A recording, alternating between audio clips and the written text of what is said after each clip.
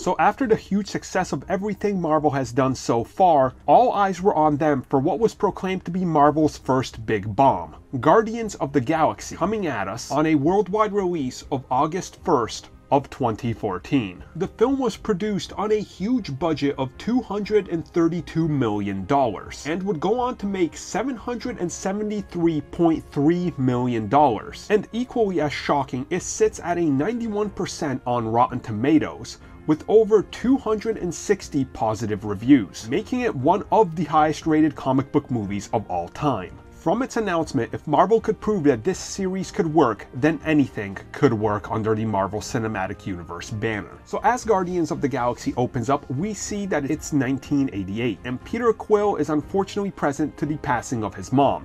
He runs outside and he's abducted by a bunch of aliens. Flash forward and we see that Quill is now on a mission, trying to find ancient artifacts and sell them. But he's not the only one looking for this orb, as Korath is right on his tail and starts to question him. Peter manages to get the orb back and escape with a ship called the Milano. Unfortunately, Korath is the least of his problems, as Yondu, one of the Ravagers, is also looking for Peter and the bounty he has on him. But things get even worse as Ronan the Accuser, who is part of the Kree, is also after this orb, being ordered to retrieve it by the one and only Thanos, who also sends out two of his daughters, Nebula and Gamora. Over on Xandar Prime, the home world of the Nova, we see Rocket Raccoon and Groot trying to catch another bounty and get a payday. They see Peter fighting Gamora over the orb and realize that there's a bounty on him, so they all get involved into a giant fight. Peter is then arrested by the Nova Corp, which is nothing new to him, and all of them together are tossed into a giant space prison, where they agree to work together to be able to break out before something goes very wrong. Here they meet Drax, a man who's also been wronged by Thanos, and more specifically Gamora, one of Thanos' daughters. They all decide to team up and work together to be able to escape, executing Rocket Raccoon's escape plan. With the possession of the orb, they decide to go to nowhere and sell this artifact to the highest bidder, a man known as the Collector. After a brief history lesson on the importance of the Infinity Stones, the Guardians don't really care and they just want their payday. Unfortunately, that's cut short with the arrival of the army. A giant battle takes place in space, the teams are split up, and everything is looking pretty bad.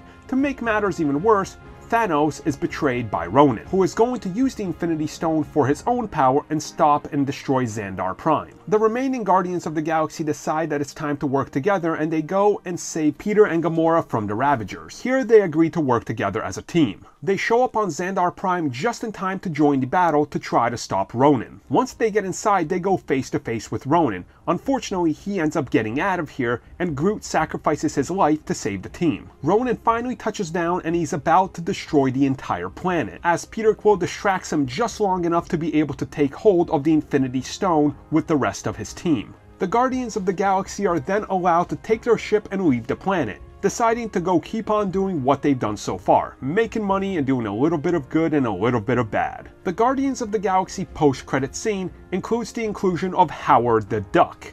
What a victory lap, huh? The film's cast consists of Chris Pratt as Peter Quill, aka Star-Lord, Zoe Saldana as Gamora, Dave Bautista of WWE fame as Drax the Destroyer, Vin Diesel as Groot, Bradley Cooper as Rocket Raccoon, Lee Pace as Ronan the Accuser, Michael Rooker as Yondu, Karen Gillan as Nebula, Benicio del Toro as the Collector, and officially being cast for the MCU, Josh Brolin as Thanos. While many people love this movie, as it's clearly apparent by the review scores, one of the constant criticisms, and this movie definitely gets called out for it, is of course the villain, who just so happens to not be much of a threat, and is classified under the typical Marvel underdeveloped villains. But on the other side of that, we finally get to see what Thanos' intentions are and what he looks like. We actually get to see the heroes use their mind to defeat the villain, which is very different from most movies just having a giant showdown with a bunch of explosions. Guardians of the Galaxy's legacy will forever be the movie that everybody figured was going to be the end of Marvel Studios and their ultimate downfall.